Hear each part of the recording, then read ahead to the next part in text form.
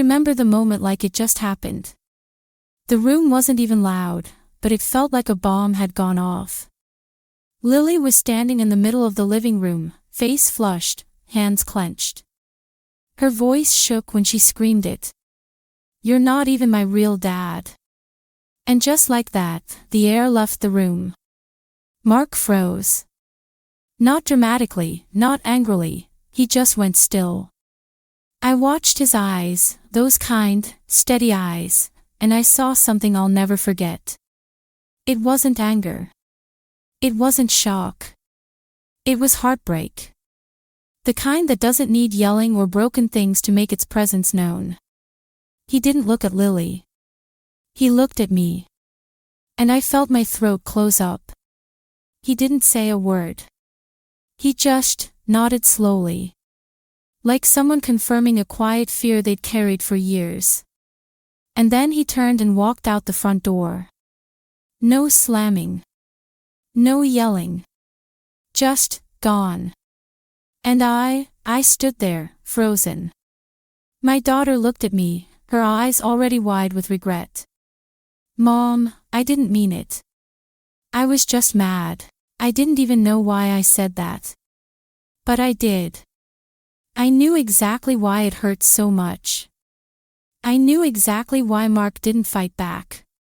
Because it was true.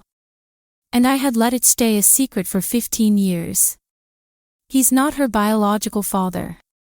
He knew that. I knew that. But Lily didn't.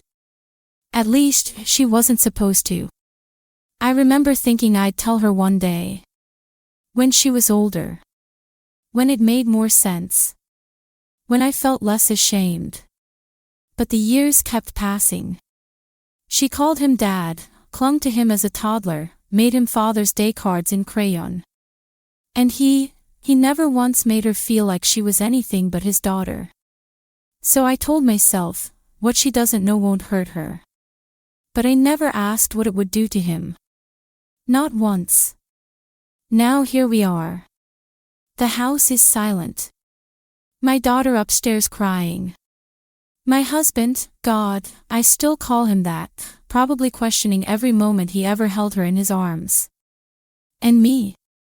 I'm sitting here, staring at the front door, knowing that it didn't just close behind him. It closed on everything I thought we had. And I might never get the chance to fix it. I met Mark when I was 6 months pregnant.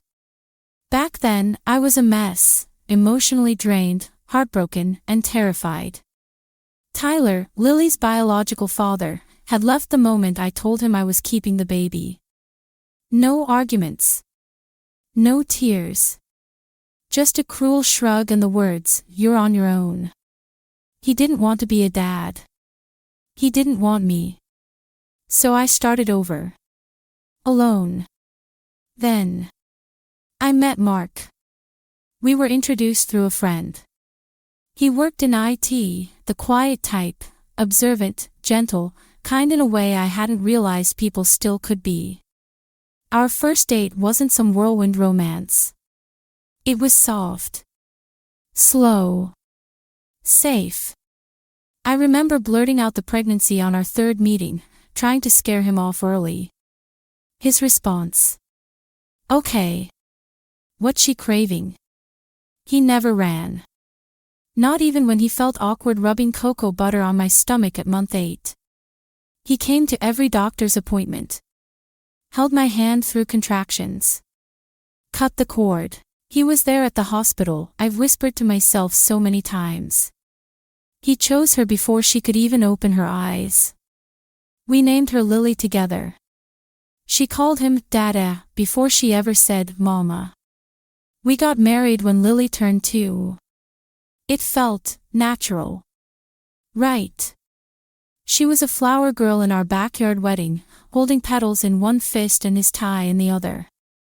And I told myself, she doesn't need to know about Tyler. Mark is her father. He always will be. So I buried it. Literally. There's a box in the attic, old hospital records, a blurry ultrasound labeled Baby C, and a single photo of Tyler in college, half smiling and looking off camera.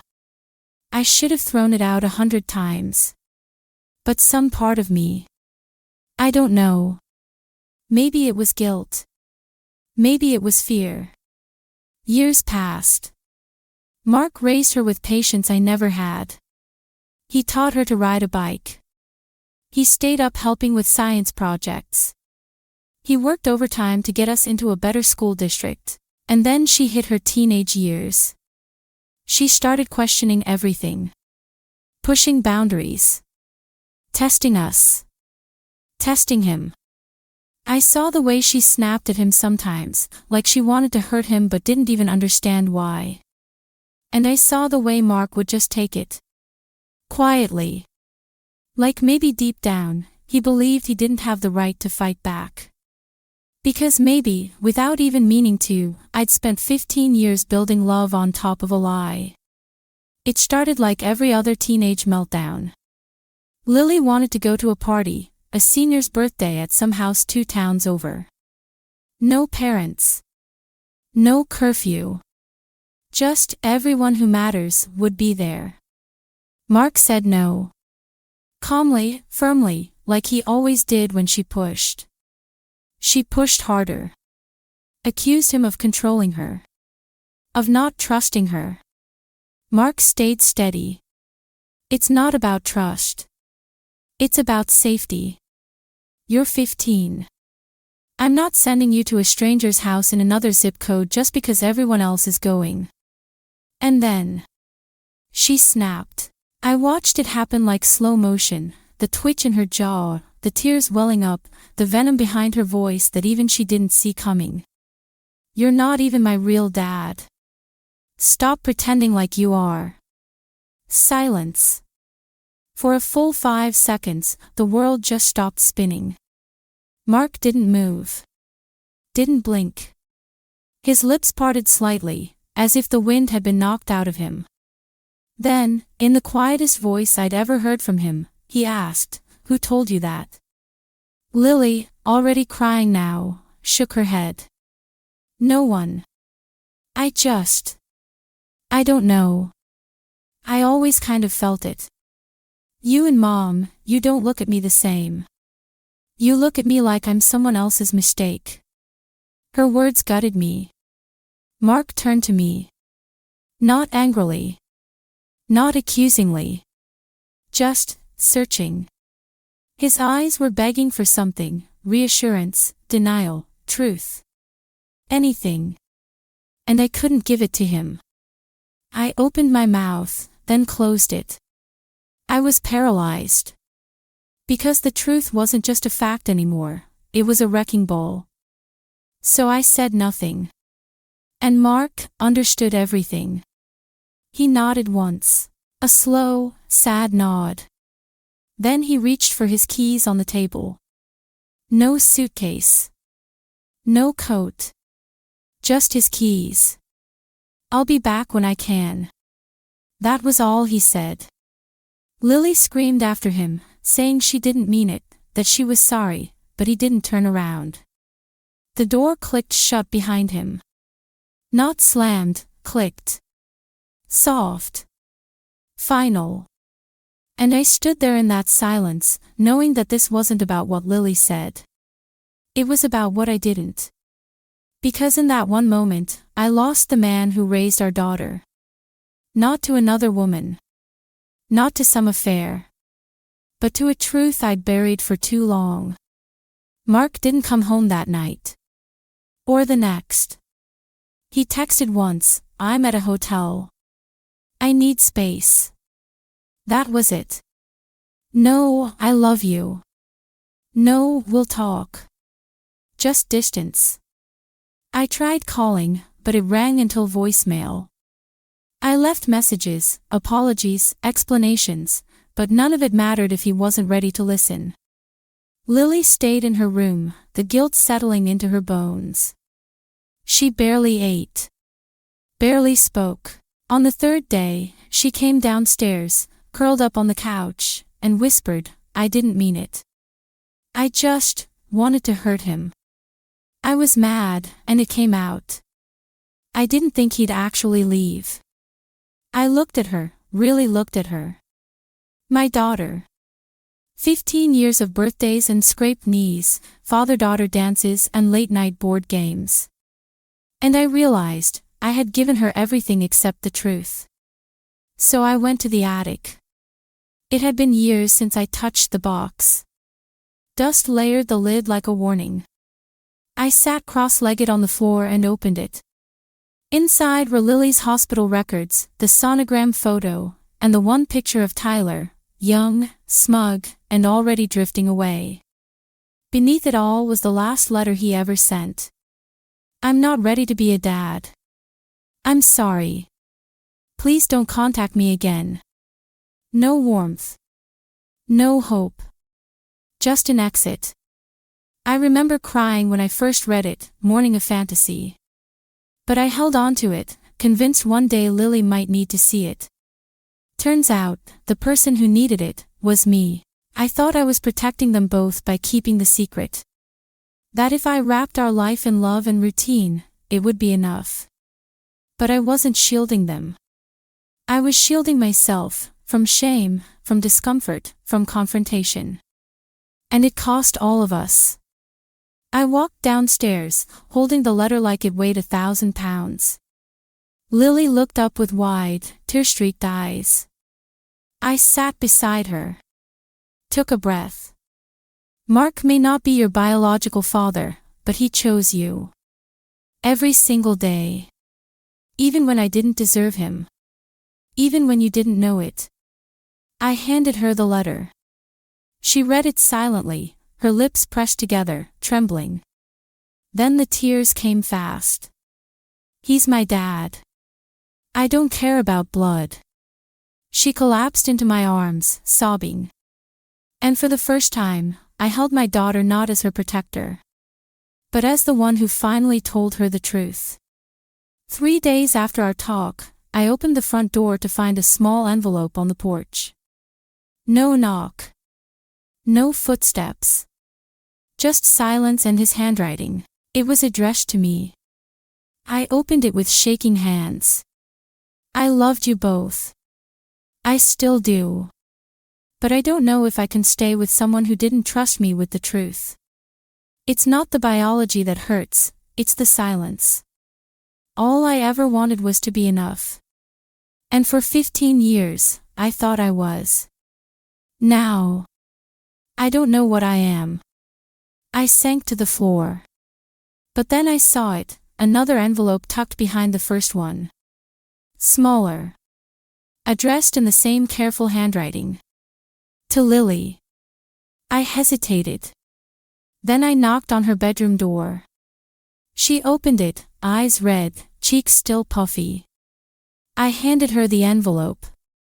She opened it slowly, carefully, like it might shatter. Inside were a dozen printed photos. Lily in his arms at 3 months old. Lily on his shoulders at the zoo. Lily asleep on his chest. Her first bike ride. First recital. First day of school. On the back of each one, in his handwriting, a note, my girl. Couldn't be prouder. My whole world. Then finally, softly, will you finally stop being afraid of being honest, with me, with her, with yourself? And I nodded, tears spilling over. I will. I swear I will. It's been a year. We're not the same family we were before that night, but maybe that's a good thing. We go to family therapy now. Once a week.